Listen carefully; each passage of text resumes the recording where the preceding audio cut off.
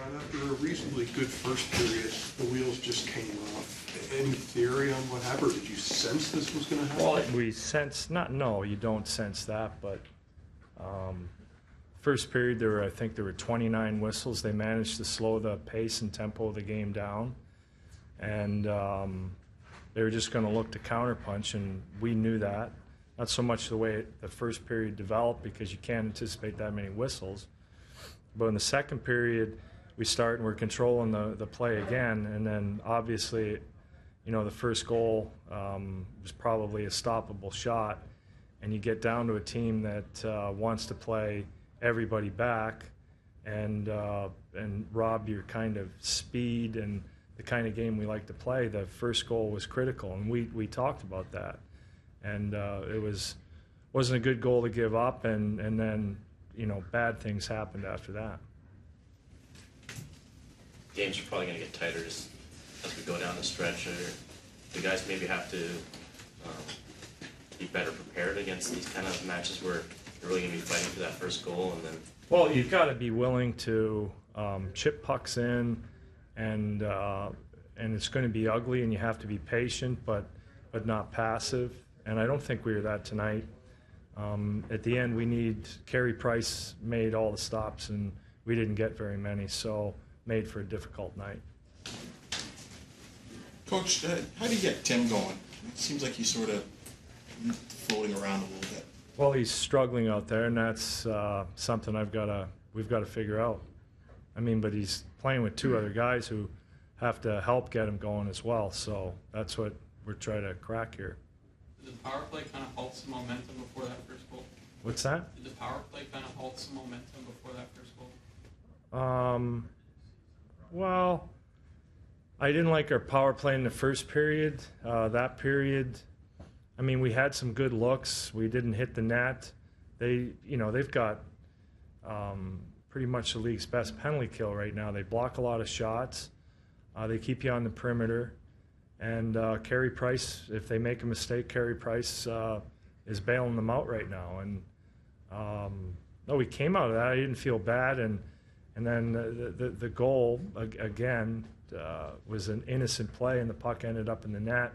And you're looking at that down the barrel of the shotgun. We've got to try and, open the game up a wee bit. Then the puck squirted off Luke's stick, and before you know it, it's 2-0. And in the back of your mind, you realize how difficult an uphill battle this is going to be to get 2 goals away. They're all sitting back in the neutral zone. Did you feel you were getting enough guys to the net? It seemed like Price seemed to see everything. Yeah, no, that's something. Other than the Steckel line did a great job of forechecking, and they played the game that we needed from everybody, and that was the one line that executed, because they go in with a simple game plan. We're just going to chip it in and forecheck, get a few hits, and get pucks to the net. And they did a pretty good job of that. And we had some breaks early in the game where you saw Phil get in a couple of times, and Carey Price made the save. And other than that, we were just getting frustrated. We played right in their hands, and that's a lesson that we've got to learn here. And pick up on it quick and respond on this road trip, because we're probably going to be facing some teams playing similarly in their own buildings. Getting Boyce in there for Colby, just a bit more speed? Speed and the physicality. I thought Boycer was excellent, finished all his checks, got pucks in. That was our best line in terms of where the puck was and what the responsibilities were and what they did. I mean, I think they had like 65-70% of the hits from our forwards.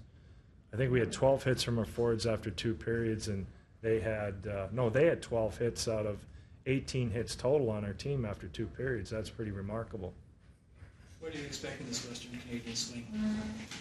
What am I? The last few years, the team hasn't had very much success. I don't care about last year or 10 years ago or whatever. We've got to rebound, and it's one game at a time. We don't look at the whole road trip.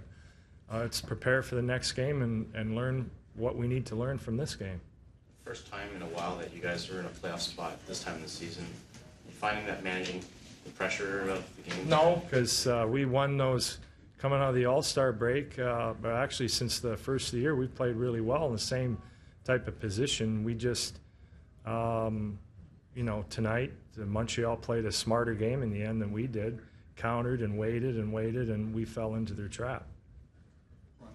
I don't know if I've ever seen something like that before, where a player in a speech talked about, it's a young team and the pressures of playing in this city, and please understand that. I was just wondering what you thought of as a coach listening to that message from somebody in the crowd. Oh, I think it's the right message to give, and he's been in those positions, and he knows how difficult it is to play here, and it is difficult. Our guys are giving the best. Tonight it just didn't work out, and we'll rebound on the road trip.